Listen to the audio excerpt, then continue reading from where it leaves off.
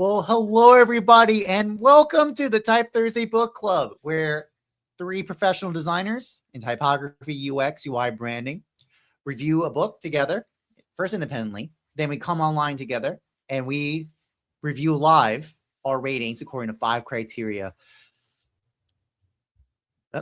Where's my mouse? Oh no, my mouse isn't working at the moment. Okay, we got this fixed. So hi, we're your host, Thomas Jockin. I'm the founder of Type Thursday for Type Thursday Global. We have Michael Mondragon from Type Thursday Phoenix and Matheo from Type Thursday LA.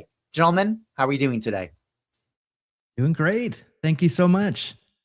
Doing amazing. I'm excited for today's book. I know you've been excited for this since we started this book club together, Matheo. So before we get started, what is Type Thursday? Type Thursday is a meeting place for people who love type.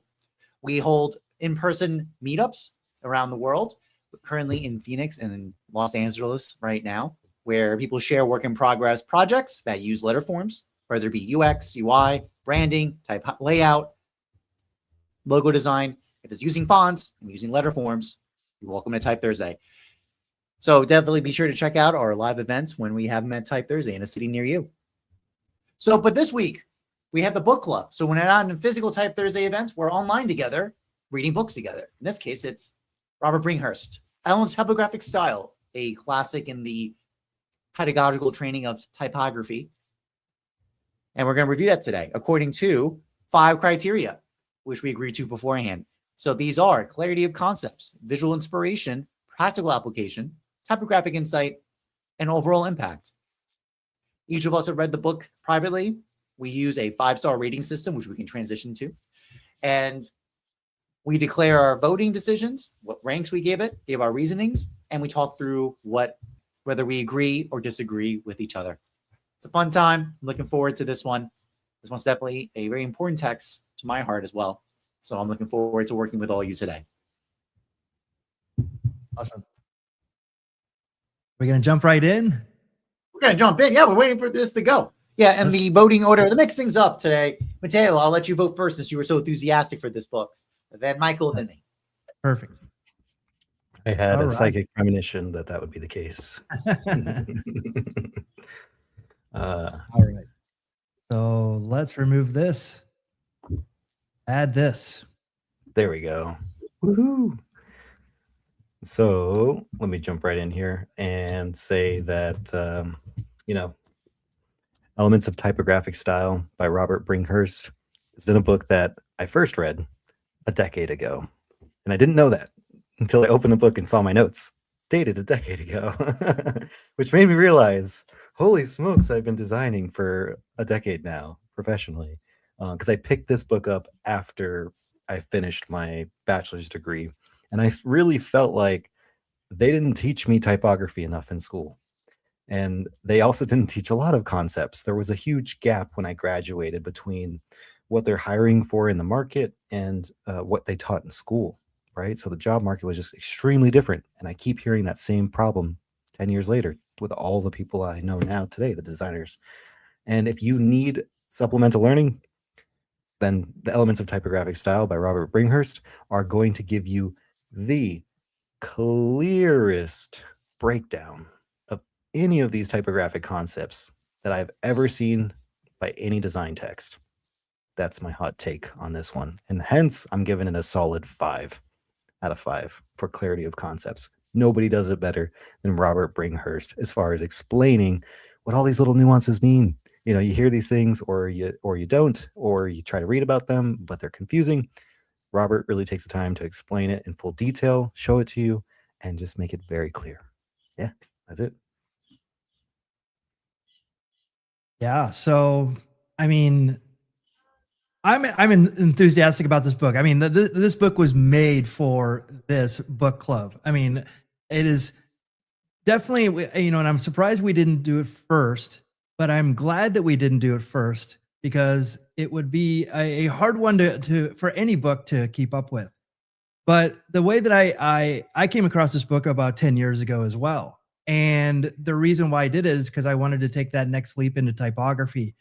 And much like when you get a new car, a lot of people don't go and get the little book that talks about the car and actually what the capabilities are and so many different things.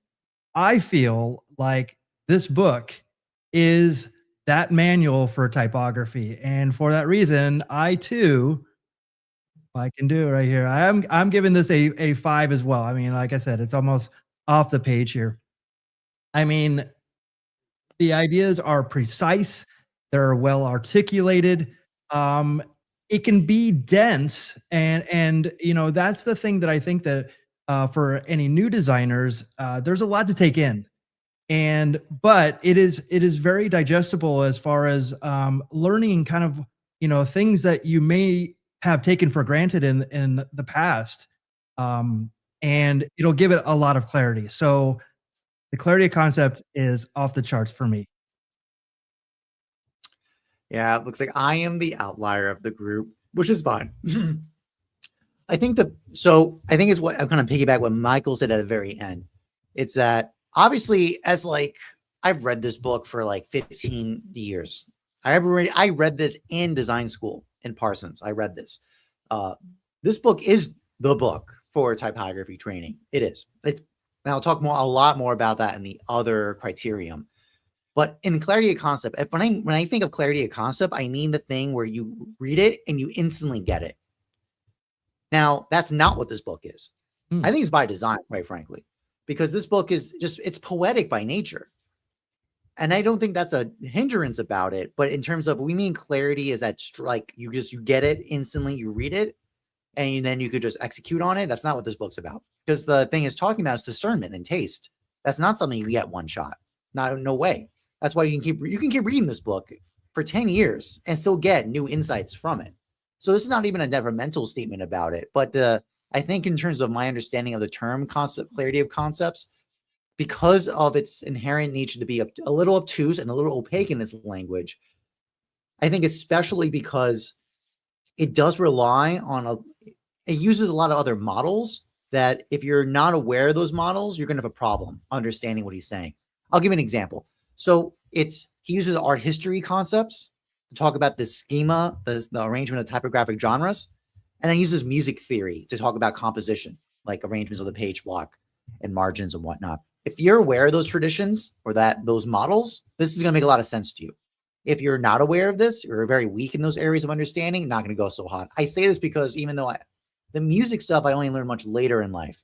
So now I go back and read Bringhurst's layout sections later. I'm like, oh, this makes perfect sense. But back when I was 20 and 18 and 15, like 20, 21, 25, 18, like around that age when I was reading this book initially, I did not know those things. And those areas, those books, those sections totally blew right by me. Didn't even catch it at all. So, but with that said, does it have it has like this great depth of insight that is so worth going back to over and over again. It's very reminiscent of, like, quite frankly, Platonic dialogues in that way. Platonic dialogues are, quite frankly, they're dense. They're by design dense and obtuse a lot of ways. So so the initial reading is actually not the whole story. You need to go back and read it a couple times. So this is obviously, I'm almost pained to give this rating, but I had to be on, but again, on my understanding of the criteria, and I will make up for this in the other sections. I'm putting this at 3. Because it's that obtuseness and the models is relying on to communicate his ideas. A lot of beginning students will not know. They highly likely will not know. And this will hinder their understanding on the initial run. But with long periods of repetition and exposure and cultivation, you will understand everything he's saying in this text. And it's to your benefit. So that's my take. I'm pushing back on this. Holy smokes, fam. You heard it here. Thomas is saying that clarity of concepts is mid for the Elements of Typographic Style by Robert Bringhurst. And I totally disagree because I am rock solid at a 5. However, Thomas, you made an absolutely excellent, positively great point, because my first time that I read this book, yeah, a lot of shit went way over my head. Unfortunately, there were just so many things that was just like, what did he just say? And I had to read it over and over again. And it's so dense. Michael made this point as well. Robert, he has a tendency to just be dense. And so as you're reading it, you're kind of like drifting off a little bit and you're like, okay, my brain and eyes both need a break. So as an seasoned expert coming back years later, suddenly things became way clearer. So I totally agree with you, Thomas. For a beginner or an intermediate picking up this book, it is hard. It is hard to sort of interpret this. Like, you're gonna need additional learnings to sort of go along with this. Yeah, and I sort of think about this too, the clarity of concepts, and we may have to make this distinction because I actually came in with a lot of knowledge on this one. So for me, it was enhancing it, and so I could easily understand it and go ahead with it. But you're right; it's for someone new. This is going to be quite dense, and they're not going to get it. And I was actually going to give it a 4 at that, but I thought because of it was easy for me to have those clarity of concepts, but I did come in with prior knowledge of this. So you're right. It's a tough one, but it is a fair assessment, Thomas. I can say that, and you're right. This kind of evens out in other areas of our criterion. I will comment. Would we not agree this is expertise bias in the sense that because we have experience, like for us, it's like, of course, by the way, I mean, I've been doing this for 25 years now, 20 years. This book is outstanding. It has such great understanding for us as experts in the field. But I mean, I just remember where I was when I first read this book, bright-eyed, enthusiastic, no, there was so much that was passing right through me. And I think actually, and listen, I deal with this problem with my students. They just want the quick fix. They want the quick, give me the AI summary. Give me the AI algorithm summary. Give me the top 5 list. I mean, the fact that we have to, I find that our discourse kind of makes this more like much more less than that of a listicle kind of approach in terms of, we're using a rating system, a tier system, a ranking system to try to get everyone to talk about our format and our ideas. But everyone wants that kind of smooth, optimized, like, let me just feed me the information and I just get it instantaneously. The way Bringhurst has presented this book is to say no. And in fact, that's what typography is meant to do. My biggest pushback on my students is I tell them, you have to look. You have to really look. You cannot just try to blow through this with some kind of like abstractional idea or optimization, or be a butcher and just chop things away and just try to like be very blunt in your approach. You need finesse. You need nuance. You need a poet's sensitivity of kind of working with the material, with language and the form. That's the whole idea of this book. Like, by the very nature of this text, you cannot have clarity of concept, at least the way we normally think of clarity, in that sense of optimization, streamline. Yep, got it. Thank you. Check the list. Thank you. And now I get to do my thing. So this critique, even it kind of pains me because I want 5 stars for this book across the board, but I have to be honest, just based on the tension of the concept versus what this book is trying to teach you and what type is actually about. It's not going to inherently be clarity like the normal reading, but I think all of us would generally, I feel like I can speak for all of us to say it's worth the read. You got to do it. You want to get good at type, you've got to do this because it's kind of like in the AI space. It's the only hope in terms of like not just hit by AI slop, but actually have a real intimacy with language and form and visual communication. The text like this needs to shape your sensitivity and your subjectivity about what kind of designer you are, which everything else in the design discourse will teach you to be not, by the way. Right. So I think this is very important counterbalance. Yeah. Like I said, it's the manual. If you want to be good at typography, this is the manual that you need to go from. Like when I explain this to people, like I say like, oh, the tilde key, and they look at me like I'm crazy, and I'm like, this is where I learned all this. All those symbols have names, and it levels you up, and this is a skill and a craft. So this is a perfect manual for that. Well said. I think this is a good point for us to transition, guys. You guys hit it hard. You're leading the day, Matteo. So please proceed. Ooh, Mateo's driving. Alrighty, fam. So if you know and have read this book, if you've even looked inside this book, but you didn't read the whole thing, the first thing you're going to notice about Bringhurst is that if you open up to any page, there's almost no visual inspiration. However, I did flag a section in which has a good amount of visual inspiration. But Bringhurst's version of visual inspiration is very different than what you might expect for a design book. It looks like this. Bringhurst is very technical. He's mathematical. He's approaching this from like a music standpoint, a mathematical standpoint, and mathematical perfection. That is the most visual inspiration you get in this book, which is why I ended up rating it the way that I did. Let me get into my Fig Jam and drag this guy in here. And I am ranking him at a solid 2 for visual inspiration. And I would have ranked him lower.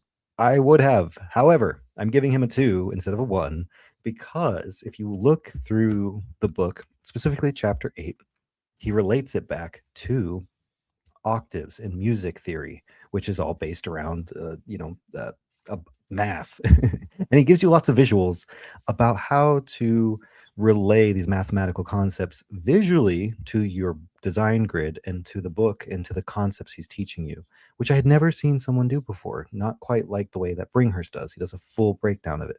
The other place I'm giving him this credit for visual inspiration is he also goes through at the end and gives you a reference text of all the different typefaces, the categorization of these typefaces, where they came from, and just a little bit of historical facts and like how they partner together.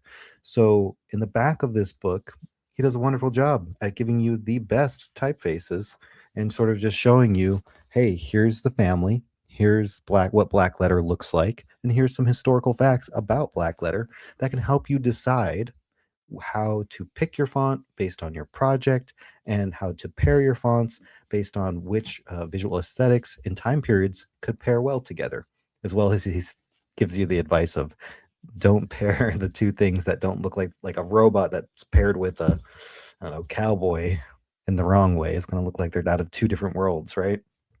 So he gives you a ton of great, I think, visual references and aids that help you understand the concepts of typography throughout the book, but in no way are you getting the visual inspiration you got like you did with Martina Floor or Alan Peters' Logos at Last.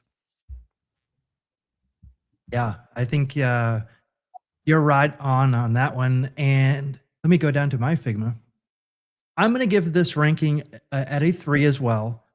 And it's kind of rigid for some modern workflow. So that's one strike against kind of like a lot of it is print based. But for me, that's great. I mean, I loved seeing a lot of the grid work.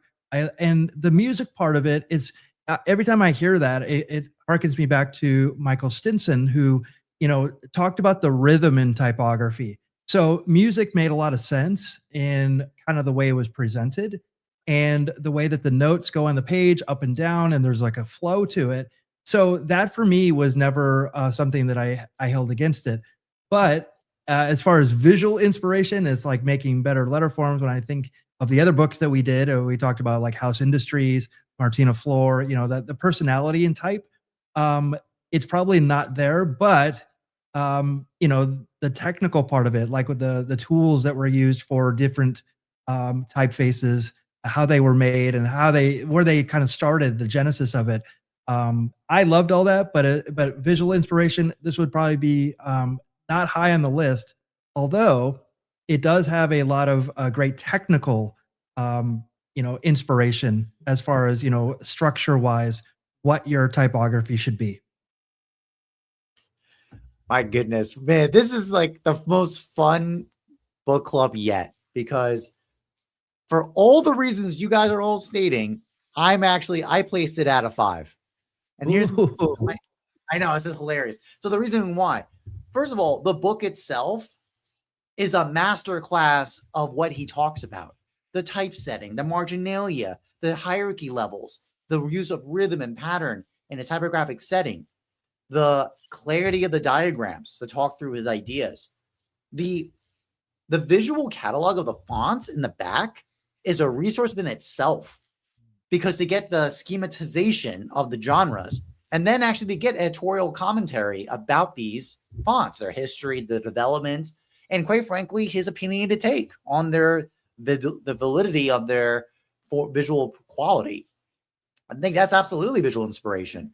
And I absolutely agree, it's very different in terms of it's not flashy like the lettering works we've been studying, because that's not the nature of typography. It's not the nature to be that in general, at least the way Bringhurst talks about it.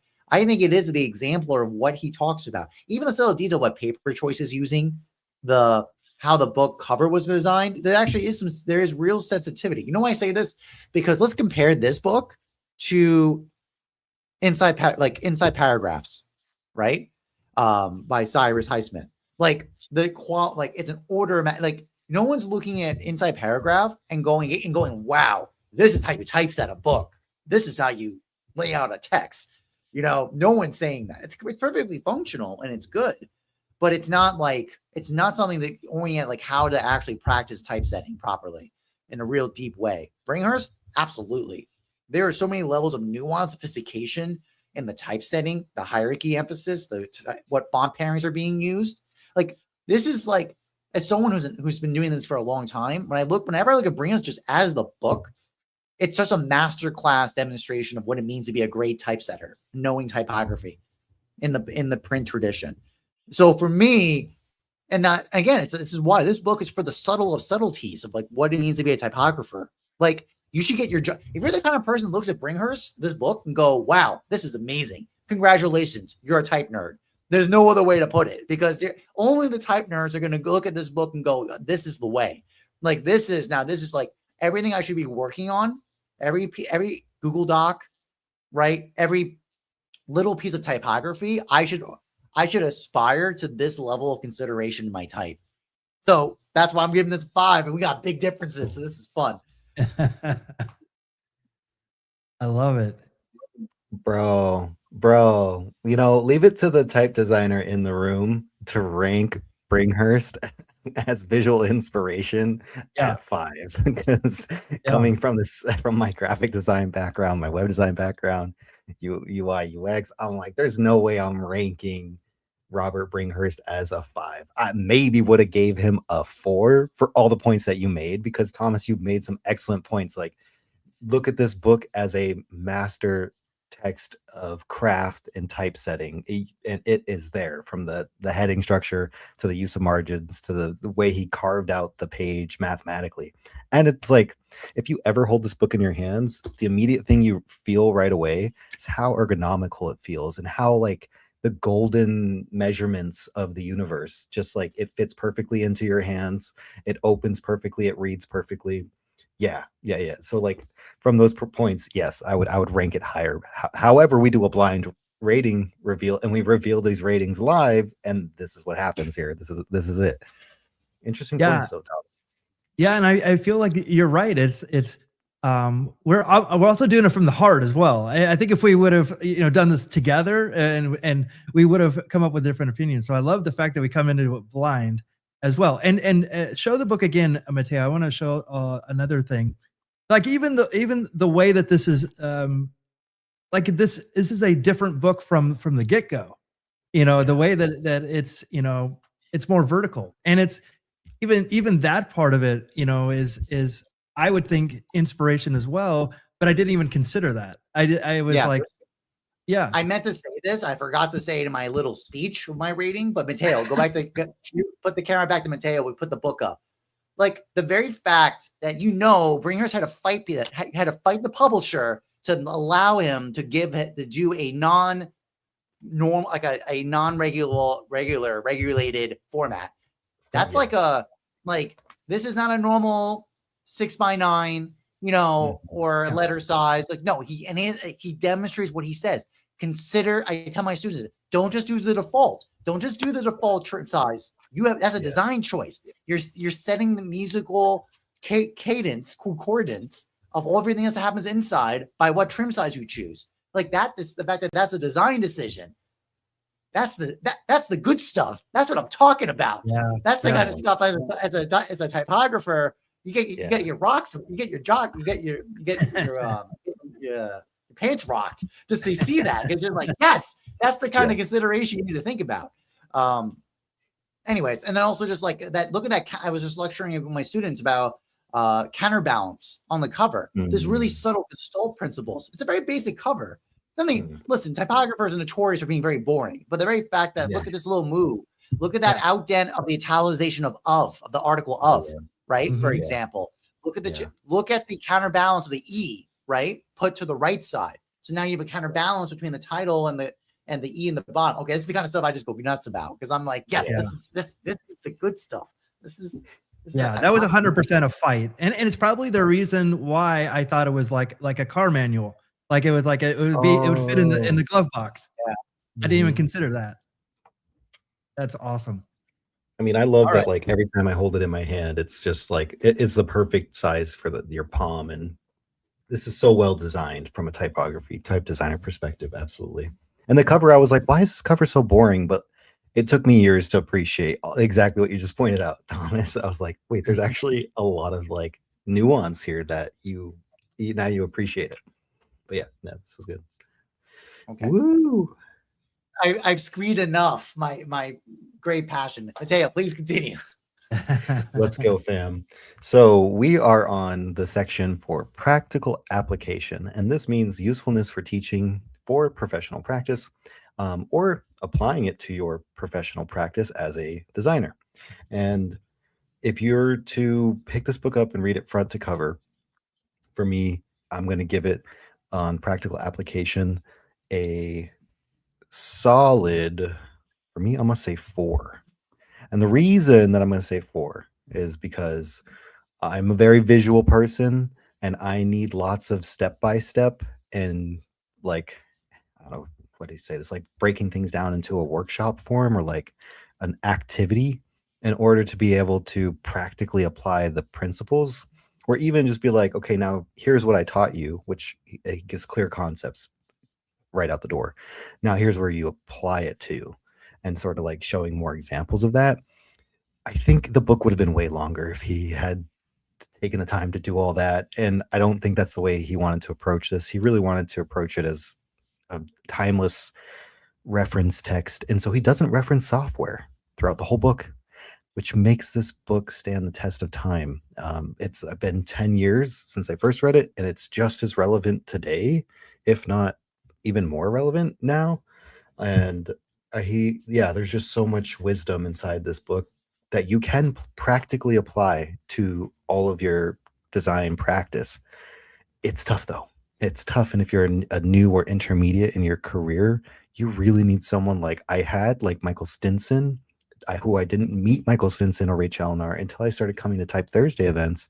And then I got invited to Type Ed to learn from them.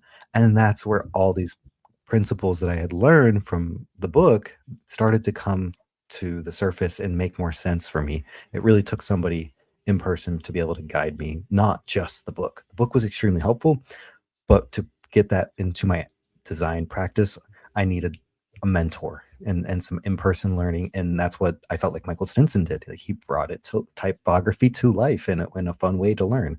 So that's my breakdown on practical application here. Yeah, I like that. And I too am going to give it, we're thinking a lot alike here, Matheo. I'm also going to give it a 4 as well. And you know, it's highly applicable, but it's not a quick win book. So you're right. Like for instance, I think to myself, if I were to give this to my students, they would look at it and probably not know how to use it properly.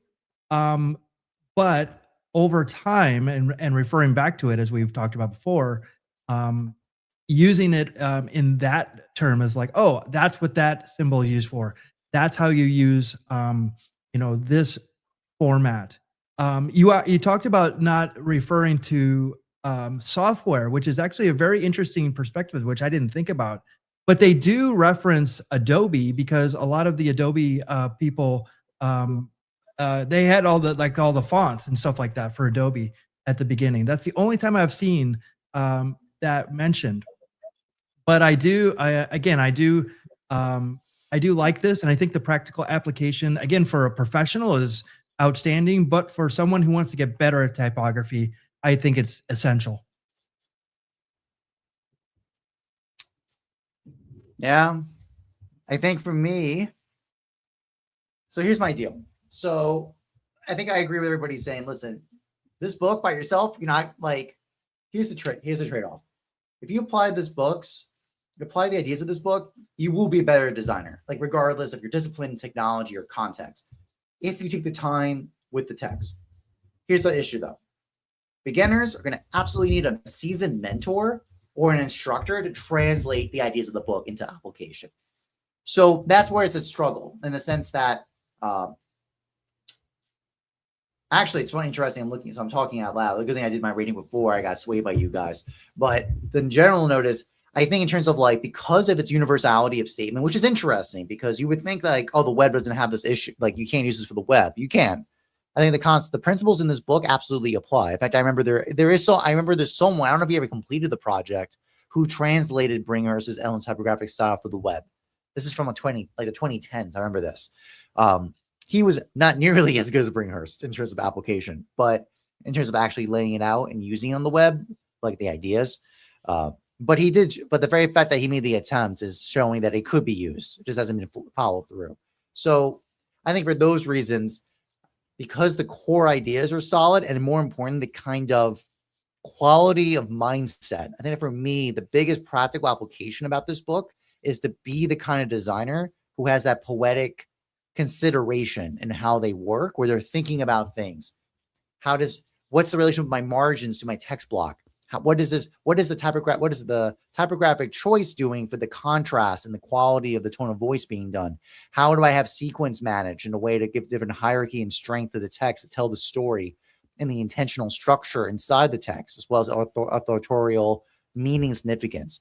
Like all that nuance, that for me is the practical application of this text, not the fact of like how you set your type in picas versus reams, for example. Like, I don't think that's really, for me, my interpretation of what the practical application of this book is. But even with those caveats, like it will take either time or mentorship to get the real gems out of this book. I do think they're there. So for those reasons, I gave it a 5. Oh, nice. Ooh. I do remember this article where someone on the web did try to translate Bringhurst to web design and UI design, and I was so happy when I saw that. You're absolutely correct. It was very short compared to Robert Bringhurst's extensive dive on all of this, but at least it was an attempt, and I thought it was very great to see. The sad part is, for a long time on the web, CSS hasn't given us a whole lot of tools to adjust the typography. And the tools that they gave us were kind of like developer speak and think around typography. And then eventually, I think more designers got into the space and they informed the developers, things of we've learned from Gutenberg Press and something like WordPress, then named its new launch of its entire WYSIWYG builder with the Gutenberg Press idea. And that is like democratizing the web and then giving the people the ability to build blocks and assemble information very quickly and rapidly and sort of componently. So you can assemble a web page out of components very quickly, just the way that Gutenberg had assembled typography and pages with blocks of text. So it's a really cool idea. And I think things get richer. Technology gets better when the two schools of thought can meet and then start to learn from each other, designers and developers and engineers. And then there's this third school of thought of like typographers who are this super niche, right? Like an extra nerd. The way that Bringhurst is so poetic and the way that he kind of tells this poetic story while also educating you and with humor. There's some points when he throws in some very comical humor to that. And I love that. I love like what you said about it. He even makes you consider the negative space in the margins, as well as the negative space between the headings, as well as the space between every element, how that's proportional. And then he shows you, like, this book is a masterclass example on it. Like, you can, once you learn these concepts, you can look at the book and start dissecting and realizing, oh wow, this is it. This is what something looks like when it's mathematically proportionate to one another. It's musical, it's rhythmical, it jumps off the page. Yeah, and I also think it encouraged designers to like care about the details that most people would ignore. And I think that's why we're doing this, is because we care passionately about, you know, Mhm. why this matters. And, you know, and it is something that people would go like, why do people care about this? Especially in the digital age where it's like on every device, this could look different. So it's like, you know, like it's impossible to keep up with, but Mm. that's why I love this book even more because it is, you know, super niche, but I also feel like it's something that I care passionately about and I want to get better at. And there's no way that I'll get as good as I ever want to be with typography, but this will get me close. Yeah. I think a big note is that, I mean, that's the thing. There has been a lot more development in CSS in the last, I would say 5 years, especially, where the sophistication now is so much higher than it used to be for the web and type, quite frankly. The fact that you can even, it used to be very difficult to even specify the first line of a paragraph. Like that now is just one piece of code, like one little thing in your CSS qualifier in your code. And then boom, you can specify that, for example. So there's a lot more, there's so much more nuance and basically this articulation. Like that's always been the problem with the web in the past, is that it was so expensive and costly to be particular in your specifications. So just on the code side, and even if you did do it, the problem was, as was hinted at by Michael, it could, if you had different browsers to shoot different browsers, different devices, it would blow it up. So if you were too particular, it was a liability because you weren't able to respond to the conditions of different platforms and browsers and mediums.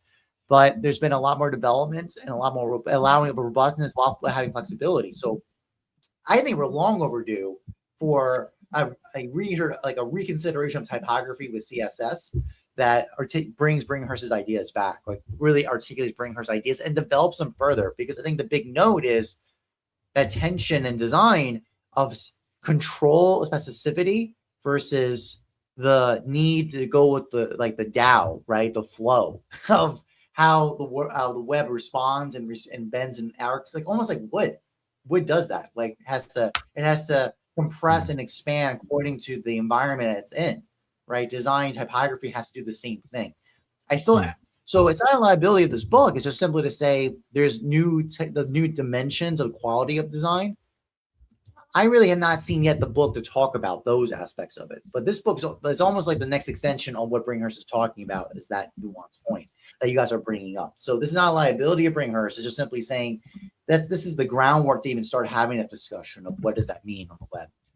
Mm. Yeah, and I mean, as we go forward too, what does that mean on extended reality, virtual reality, blended with augmented reality, and all these interfaces that will extend the way we look at the reality around us, right? So all these rules that we're learning about relationship, Gestalt principles, typography, spacing, mathematical proportions, I think all that still remains applicable. So jumping into typographic insights, the depth of typographic thinking, if applicable. I could lie and say that there's no application of typographic insights in here at all. However, that'd be a blatant lie and a good April Fool's joke, because Robert Bringhurst's book is the typographic, I would say, type Bible. It has earned that title, and this is like off the charts right here. Typographic insights from the book itself. You can look at it as a case study and you can dissect the way that he's typeset the book and learn from his heading structure layout and his spacing and the mathematical proportions. You can also read and just dive in. And also you can sample this. Someone in the chat mentioned, Lorem Ipsum was his name. He said, I've always looked at this book as a reference text. Like you open it up and reference it, you don't read it in full. But you can read it in full, or you can reference. Either way, this book is extremely useful, and you're going to learn so much typographic insight. And he has this whole section in the back where he covers all the defined terms in a nice way as well. So I would say this is the de facto book where you're going to get all the typographic insight you need. Yeah, I don't know how we can even rank this book anything but a 5. You know, this is when I first got into wanting to be a better, you know, work just working with typography or being around it or understanding it. making my typography and my branding, UX, all of that, want to make it better. This is the first book that anybody brought up, and it came up multiple times. I'm glad to have this in my collection because I refer back to it quite a bit. But few books can even match the information in here. And I think that that's one of the important things that kind of makes this stand out as well. You know, it explains like the structure, the rhythm, but also the philosophy of typography. And I don't think any book could even come close to it. I mean, I haven't heard of one yet, and this is and I think that that's why we're doing this, because we're also exposed to other things that we may not have been into, but this one's always been on my radar as far as typography goes. How can I cannot contest anything that's being said. I mean, here we'll see if we show the drama. I mean, this is clearly a 5. There's no debate about that. Look, this book is an entire typographic education in one book. Like, if you cannot get a mentor, and you cannot get to a design, like, and that's the thing too. It's not even like you go to, like, this is the ideal wish for a typography class. If you had your typography class to be this articulation of historical genealogy, typographic technology and the history and development of it, and poetic sensibility of language blended together into one class, this book is like the ideal of that. That's the wish. Now, as Matteo hinted at, does that ever happen in typography classes? Absolutely not. It doesn't happen. And there's lots of reasons for that. It's extremely difficult to enact. I think even the best design programs in the world can maybe get to this. It takes usually multiple typography classes of multiple, at least 3, to even start getting to what Bringhurst is trying to communicate in this text. That's how dense this text is. It's basically like 3 or 4 typography classes compressed into one book. It's crazy. So as a result, it's an encounter that's almost impossible to actually experience in education, at least from what I've seen and talk to colleagues about. But it's always our wish. If I feel any educator who's trained typography really deeply wishes they could do a class around this book. That's how good this book is in terms of your typographic insights. You'll get everything you need from this book. So for that reason, it's a 5 without even a question because of that. Yeah.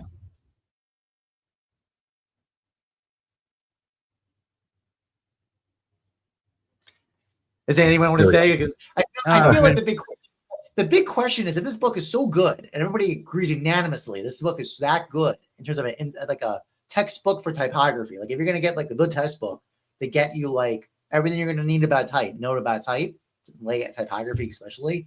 Like, why are public schools not doing this? I think that's actually the more interesting question I have in my mind. That's interesting. That's a really good question. I'll tell you why, maybe because I don't even think they're confident in what they know about typography. So this type of book may not even it may be intimidating to them as well. That's what I'm finding. Because I ask all the time. I'm saying, like, why are there not more typography classes? Why are they being phased out? And I just don't think that people think that there's a value in it, or they don't know about it. And I think it's also a combination of those two things. I think Michael hit the nail on the head. And we even have someone in the chat 2 steps away. Thank you for joining us. He found us by searching the book title and popped in to learn more, because he's been or they have been debating whether or not to purchase this book. It sounds like they're a beginner in their career and they weren't sure if this was going to be helpful. I would say this book is worth its weight in gold. It's worth its weight. It's worth every penny that you pay for this book. You could be like me, and when I was a student, I bought it used. I bought it secondhand. I got any edition I could get my hands on. It's not the latest edition, but close enough. And it served me well. It served me really, really well. I've gotten my money's worth out of this book time and time again, because I always go back to it. And in school, in curriculum, it should be there. It needs to be there. This is a staple in the design industry that without this, you lack the foundation. And I can tell you, my school didn't teach this in the curriculum. It was from a friend of mine who was attending, I believe, ASU master program in design, graphic design. and he was like, hey, they threw this book at us, and oh my god, I hate it. But it's so good. Like, I hate it, but it's so like, it's actually opening my mind. And so I eventually picked it up, and I kept hearing about it from other people, and I was like, you know what, I gotta, my typographies, I knew it wasn't good out of school, so I was like, I need to, learn this better. And so I picked it up, and I fell in love. It's worth it, and it should be in every curriculum. Mm-hmm. Awesome. I have nothing to say to that. So let's move on down to the last one. Overall impact. I kind of have a feeling what everybody's going to do. I think I know what everybody's going to do. I'll be very surprised if it goes otherwise. But Matheo, please, let's close out on this.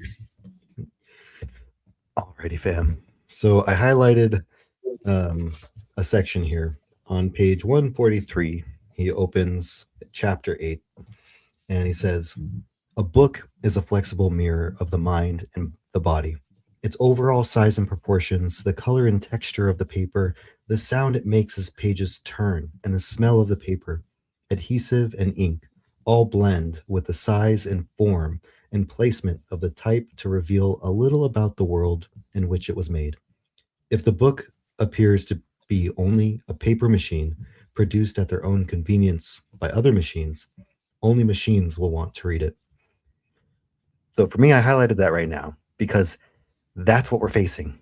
And this has never been more true in the age of AI, where machines are making agentically with other machines and reproducing AI schlop, things that are hyper perfect, and people are tuning out. The more perfect something is, the more someone's tuning out. And man, it's going, that marketing is now, people are blind. They're ad blind, marketing blind. Mute the advertisement, skip the ad, see the thing in front of them, choose to just zone out.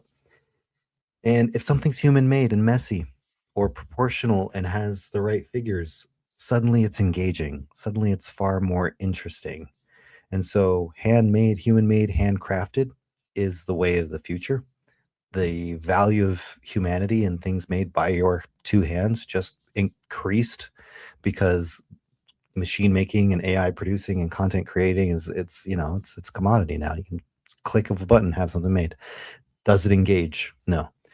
And the first time I ever read this book, it changed the way I design. It changed the way I think about design and typography, and it impacted my entire career.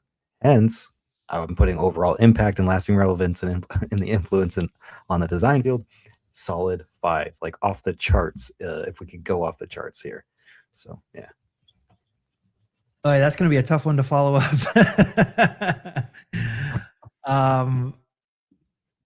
Everything that you just said is awesome. And it does make me think about kind of like the future, because remember, AI has all this information out there, right? And it still makes what it makes. Eventually it'll get better and all that. But I do feel like this is as human as a profession, as a skill as you can get. I mean, typography has been around for centuries. And for me, I'm also going to give it a 5. And it's, again, I'm biased because I love typography, but this made me love it even more and made me also kind of reshape how I even look at typography. And that says something, because I'm all about breaking typography, about making it kind of bold and again, I the thing that got me excited about design and taking chances and the punk rock approach of it was David Carson, who this book was not made for David Carson. All right. But you have to know the rules to break the rules. But it sets the standard that I think that most designers kind of need to get to if they really want to break the rules and really make an impact in their designs, in what they're putting out there, but also knowing how to make something legible, how to make it the right marks, all of that. And again, we're 3 professionals, and we could not put over this book more. I think that speaks volumes for this book as well. Matteo, that quote you just pulled, actually, I remember that reading it. And I was like, this book is prophetic to our time. The question of what does it mean to be human, right? It's basically being brought to our attention with this book. So actually, ironically, typography, the way Bringhurst presents typography to you with this book, it asks a serious question: what does it mean to be a human? Because not only is that, because speech now has been automated, right? So now discourse and speech and language can all just be splatted out, right? But that sensitivity to the poetic, right? Literally to talk about how paper, glue, ink, structure, all these things is what makes us human. That sensitivity to those poetic qualities about it. That is very much what this book is trying to cultivate on us. So if you're serious about typography, is that kind of like, what does it mean to be human, right? Which ideally will have economic value, because as Matteo said, everything's becoming slop, where it's just smoothed out sameness. So you actually lose economic metrics, because then you got to just be louder and faster and quicker to try to convert currency, and that's unsustainable long term. A different mode is going to be required in some way.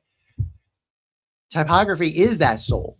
It is that soul. The typography that Bringhurst is presenting to you is that, and even the arguments of the counterfactuals of like the Carsons, which I was inspired by too, by the way.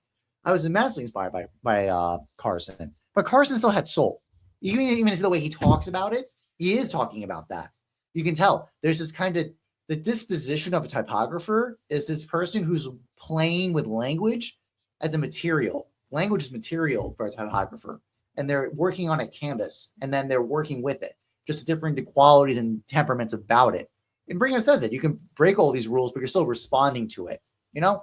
So, and I think the essential principle that the Carsons of the world and the Bringhursts of the world are all talking about is that soul of language being revealed and being manifest in the making, in the manifestation, in the generation of the work.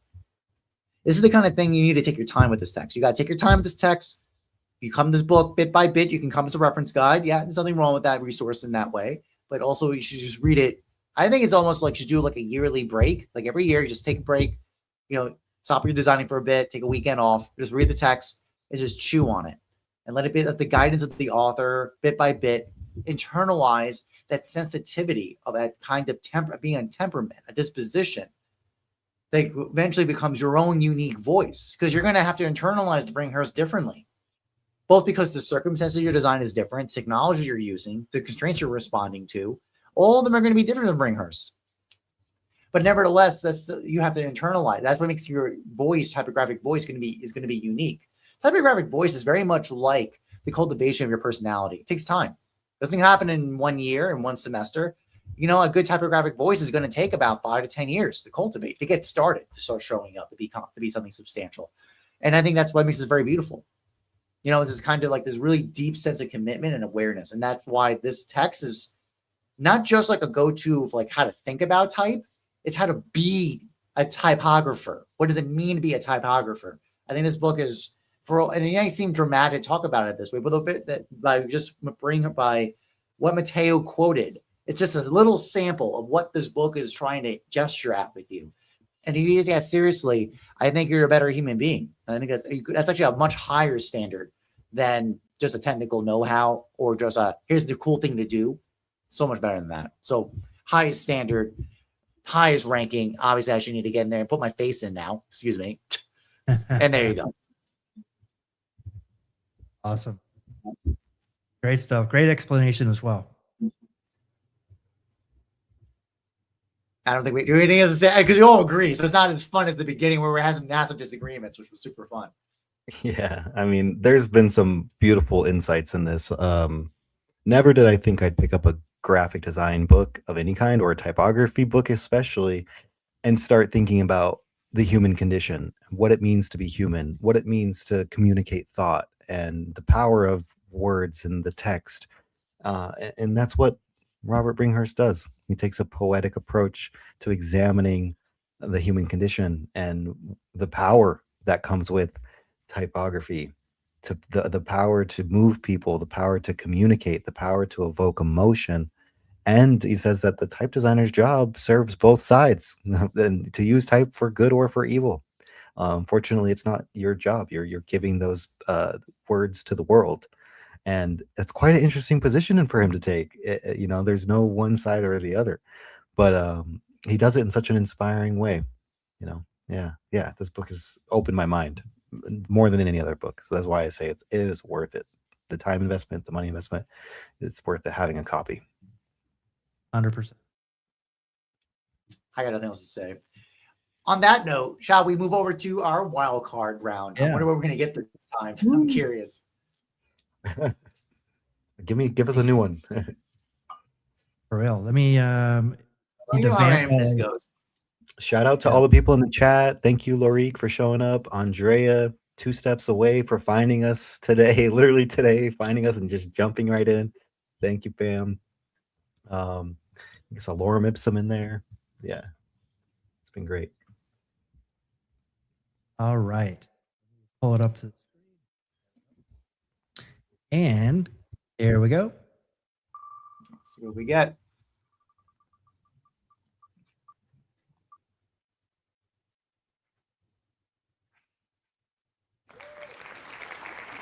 Alrighty. What Something new. Hooray.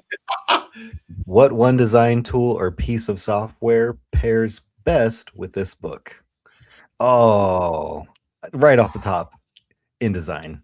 There's probably no better software that will allow you the control over your typesetting than InDesign. You don't get it through HTML and CSS on the web. The ability to have that much control, you don't get it through Figma. I've not seen Figma adopt enough typography yet, unfortunately, as good as it is. Even Illustrator, which a lot of folks will use, but if you're trying to typeset paragraph text like this, multiple pages, Illustrator just fucking flops and dies on itself. It's god awful. Do not type paragraph body copy with Illustrator. And if you try to do any kind of type work in Photoshop, it's a headache. It's a nightmare. That thing will just crap its pants and explode and crash all over. But InDesign, it's probably the best tool to pair with this book. Yeah.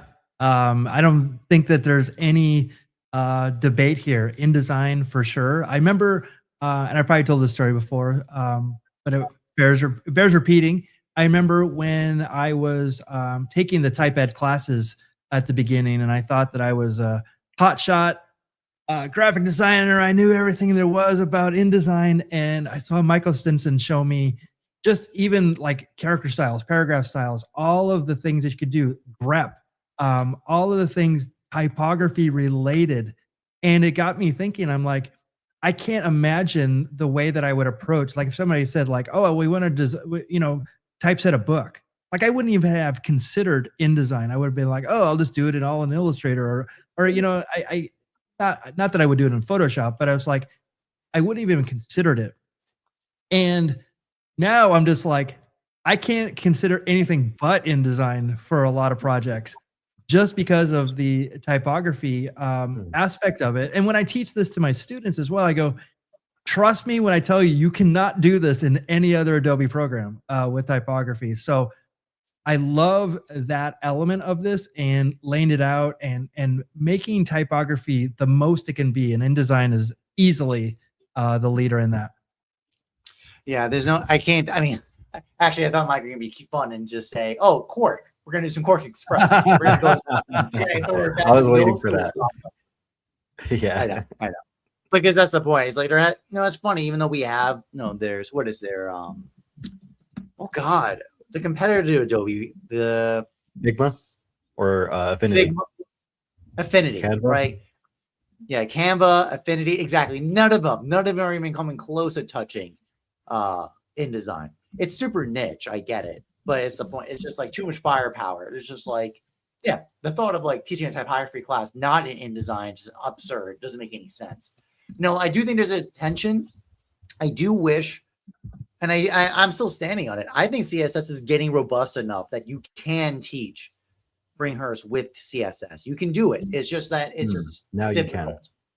you can. I think go on. Sorry, Matteo. You know what you need, and I learned this through working with a startup company when I was like digging into documentation and researching and trying to understand why like every developer would design a page, a UI, an interface, and they would all design it fucking differently, and the code was all written differently. So I was going in and reading the documentation for how it was built. I ended up reading about JavaScript, React, Bootstrap, and Sass and Less.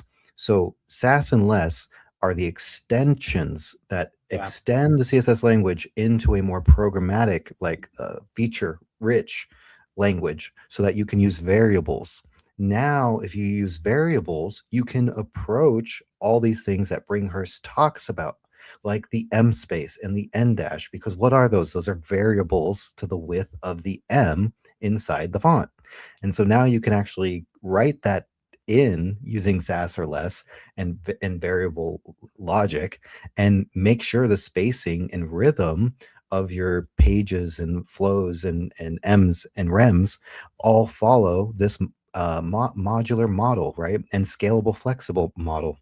So it's it's becoming more powerful.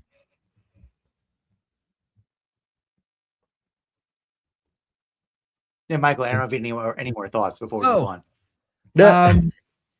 No, I mean, I was trying to think of it because I think of like Microsoft and like Word and all this other like, it just doesn't, it's not as robust. InDesign is it. And you're right. And it's been a while. And actually like CSS is actually why I got out of developing, because I started having to learn all that code. And maybe it's time to revisit that, because I feel like well, it used to be separate. It used to be the UX and UI designer, and then the coder. You work with, the people that implemented it. Now they want those together. So it actually is being thrust upon us. So maybe revisiting all that CSS, if it is getting that robust, is something that I should definitely consider. Well, now the bastards have fired everyone and tried to have AI do it, and AI keeps fucking it up. So there's that as well. which is interesting, by the way, because like as a side note, I don't know if you guys ever thought about pretext. This is a new library being developed that actually like re-renders the text engine, like it's a new text engine for the browser that's allowing for like way more optimal output of text and reflow that doesn't like destroy. Basically, long story short, it's not as demanding of memory processing time on the browser, so you can do much more sophisticated techniques or manipulations of text on screens. So, and there's people doing really crazy creative interplay, like objects of it. It's very like 2000s, like the Winamps. You know, Winamp, like the Winamp skins. It's giving a lot of that energy of like this explosion in creativity. I think we're due for that's thing. That's like, and that was that was built from the ground from AI. Like that was awesome. Like that's a cool use of AI. That's because it was basically. It'd be too difficult and laborious any human to do that process to figure it out. So they just threw a bunch of AI agents against it, and they came up with a whole rendering engine that now people are grabbing and now doing all their creativity and play with.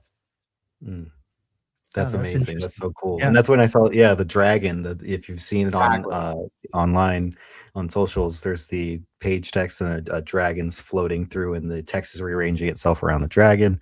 It looks so badass. I wanted to kind of go back to something that Michael was talking about, that as you were telling your students, in InDesign, you will find there is no other Adobe software that gives you as much control, as many powerful tools as the tools inside of InDesign, like paragraph styles, character styles, global regular expressions, grab and replace text. It's amazing, and it changes the way you work, and it makes your workflow better and faster when you understand those concepts and you start applying them, because you can quickly update everything. I thought, like, hot take for Adobe, y'all are floundering in the market out here. We're losing out to your competitors. If you could take the power of InDesign and all of those and bring that, like, allow InDesign to come into all these other tools and allow us to use this in other ecosystems, now boom, you would empower people like crazy. The problem, Matteo, is that because Adobe acquired a lot of their software, they have its legacy. Right. Yeah, that's the thing. That's the rub everyone forgets. A lot of their software was acquired. InDesign is not from Adobe, technically. I remember I think it was like, I think it was PageMaker. or PageMaker? No, it wasn't Quark. It was PageMaker. I think it was Atlas PageMaker. Mm-hmm. Don't quote me on that. I'm a little fuzzy on that history, but basically a lot of their software was acquired. It wasn't, they didn't even build from the ground up. And because they're actually, as you noted, developers do code differently. They may not interpolate between one to another. This is why the glyph palette took, 10 years to show up in Photoshop? Like there was a huge petition. Yeah. It was a huge, and that's the reason why it took forever, because it was non-interpretable software. Their infrastructure was totally different. So it was not an easy translation of the glyph palette from InDesign and even Illustrator to get it into Photoshop. Yeah. So that's the biggest liability of Adobe, is that they have this legacy software of 30 years that they got to now bootleg into. They got to like so much Christmas light tangle up everything to make them work. So yeah, variables and other aspects of like the InDesign will be outstanding in the other software, but yeah, that's in my opinion. That seems to be the technical limitation. Why that would change the game? You know, like give us the ability to like have that power and that control over typography and layout and set styles. Because even in the web, you have to write like CSS, cascading style sheets. You are defining styles that will apply to heading 1, heading 2, body copy, footer. If you write it once, you can apply it everywhere. Take that same idea and bring that to these other softwares. Like whichever software does that first, because there's a fucking arms race in the software world right now between everybody popping off with new apps and new software launches and AI and people making stuff with AI. The first person to give us the amount of power that InDesign has in typography and bring that to UI design, bring that to web design, bring that to app design, product design, you win. You win the software game. We're giving you the keys right here. Thank you, Bringhurst. But you know who I think that should be listening to you is Figma. Yeah. Yep. And right now Figma's down too. Yeah, and they're trying. I mean, they to their credit, they got variable fonts in before Adobe did in some of their software. It was only I think it was only last year Adobe finally in After Effects got variable fonts in, which is crazy in my opinion. It took them that long to get variable font support. They might beat them out by a couple of years, but we're getting somewhere, but not nearly the level you're talking about, Matteo. That more systematic, algorithmic, actually algorithmic approach to design, right? Of style, basically applying like one-to-many systems. Who would have thunked it? Anyway, so hot takes for today. All right. So with that said, gentlemen, as I predicted, great show, over an hour long, as I expected was going to happen today. So the book club continues. We got another classic text, Grid Systems and Graphic Design by Brockman. That is next week. And then we got in-person Type Thursday events. And then we're working through Thinking with Type, how to be a graphic designer without losing your soul, and then Ruined by Design. So we got a big, broad range of books coming through the next 5 weeks. Be sure to subscribe to our YouTube channel. And subscribe, obviously, if you want to keep in touch with us and the book club. We're on YouTube at Type Thursday Global. And as I said, in 2 weeks, we got Type Thursday LA happening in April. Matteo, what's going on in Type Thursday LA? Oh, this month is one of the best events that we have put together. My team has come together working collaboratively to do this graphic design series that you see launched across Type Thursday LA on Instagram and all of our other social media platforms. So if you're seeing this graffiti art style and you're liking this is a collaboration of multiple designers coming together. A local graffiti artist, Jorge Gomez, who's there in the bottom left, is worked with us and created these hand sketched tags. We've worked in the Type Thursday global brand guides, Rachel Fujita, the designer and the ideas behind bringing graffiti artists to LA in the culture. We're launching the series right now through our so you're talking about LA artists and art and culture around LA, and we've got the event where 3 presenters show work and the audience, you get to give feedback live, and it'll be there at HMCT Art Center. Thanks to our friends at HMCT. So join us April 30th. You have 1 day, you have 24 hours to lock in your $10 tickets and save $20. Why are you waiting? Go get your tickets now. You will save $20. Get them at 10. And what other event can you go to in LA or in any city where you pay $10 and you get pizza, food, drinks, cookies, snacks, networking, and inspiration all in one? We'll see you there. I think Special also, isn't guest? it, a little bird told me someone, special guest is coming also for this Type Thursday. I'm coming just for the LA. pizza. A little owl. Yes. Yes. I'm looking forward to being there on April 30th. And again, I'm going to see a whole bunch of old friends. And I was just talking to someone just this week where I said that I've had friends, I think, for almost 10 years now, like at least 9 from going to Type Thursday events. So I'm looking forward to seeing all my friends at Type Thursday. So yes, can't wait. It's going to be a great time. All right, everybody. We'll see you next week for Type Thursday Book Club. Fantastic night, everybody. Get on, have a great time, and I'll see you all next time. Thanks, everybody. Thank you for Thank you, joining. everybody.